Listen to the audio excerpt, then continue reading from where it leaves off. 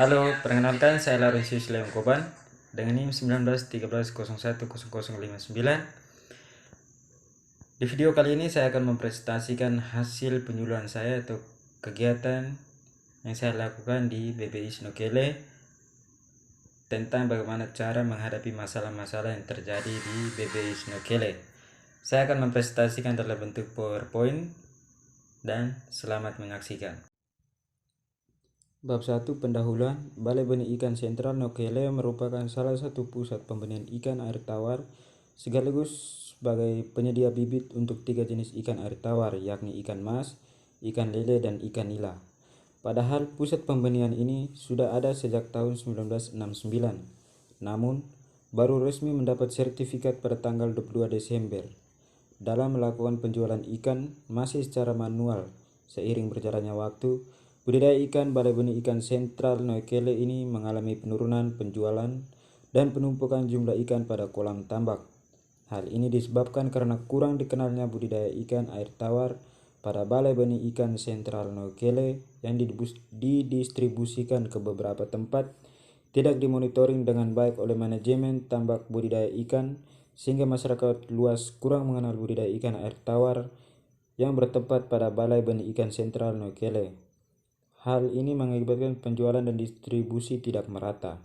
Penyuluhan ini bertujuan untuk mencari jalan untuk mengatasi penurunan penjualan serta mengatasi masalah air ketika musim kemarau panjang. Bab 2 Penetapan keadaan wilayah. Data aktual, BBI Snokele memiliki 4 buah kolam, yakni 1 kolam induk, 1 buah kolam pembenihan, 1 kolam pemijahan, 1 kolam pembesaran dengan padat tebar berkisar 1000 ekor per meter persegi. Ukuran kolam induk 5 x 5 meter, kolam pembesaran 2 x 5 meter, kolam pembenihan 2 x 5 meter, kolam pemijahan 1 x 1 meter. Ini merupakan kolam ikan lele. Produksi benih ikan lele dengan bobot tubuh 2 kg di BBI Snokele menghasilkan lebih dari 1000 benih ikan. Benih yang diproduksi di BBI Snokele pada tahun 2019 berkisar 1000 sampai 2000 benih sekali mija. Data potensial, dengan manipulasi ikan lele dengan luas kolam 2 x 5 meter menghasilkan 800 sampai 900 ikan lele ukuran konsumsi.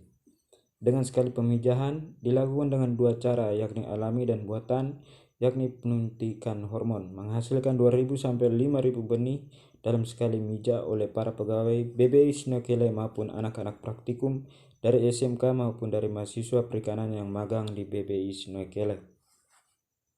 Bab 3 Perumusan masalah. Masalah umum. Sering terjadinya kematian benih ikan akibat penanganan kurang baik setelah mija oleh siswa magang sehingga mengurangi jumlah produksi benih ikan. Yang berikut, keringnya kolam akibat cuaca panas yang membuat ketersediaan dan volume air pada kolam yang kurang stabil sehingga perlambat pemijahan secara alami, dan perubahan suhu bisa mengakibatkan ikan mati. Seringkali benih ikan hilang akibat dicuri oleh oknum yang tidak diketahui. Masalah khusus, 50% dipengaruhi ketersediaan air, 35% dipengaruhi oleh pakan alami, 35% akibat pengontrolan kualitas air yang kurang baik, 50% kurangnya pemahaman penanganan benih ikan oleh siswa magang, 50% oleh ulah manusia, 50% akibat cuaca panas, 50% oleh manusia. Bab 4 Penetapan tujuan. Tujuan umum menghasilkan benih ikan unggul dan daya tahan hidup yang baik sehingga meningkatkan produktivitas, meningkatkan daya jual atau pemasaran ke daerah-daerah yang membutuhkan benih yang baik, meningkatkan produksi benih unggul sehingga mempertahankan ketersediaan benih, meningkatkan pemeliharaan dan produksi induk untuk keberlangsungan produksi benih. Tujuan khusus, melakukan pemijahan dengan tingkat keberhasilan yang tinggi, dapat melakukan pemeliharaan induk, dapat melakukan pemeliharaan larva dan benih ikan, dapat meningkatkan pengontrolan kualitas air yang baik, meningkatkan keamanan lokasi BBI Snokele, dapat melakukan pengolahan dasar kolam yang baik, dapat mensuplai pakan tambahan bagi ikan.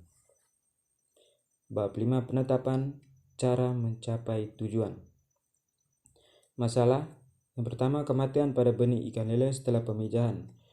Kegiatan yang dilakukan sosialisasi pada siswa magang dengan tujuan mampu menerapkan cara penanganan larva yang baik dan benar dengan sasaran kegiatan sosialisasi para siswa magang terutama dari tingkat SMK dengan metode memberikan arahan serta memberikan contoh kerja cara penanganan benih ikan yang baik. Masalah yang kedua, kekeringan kolam pada saat kemarau panjang.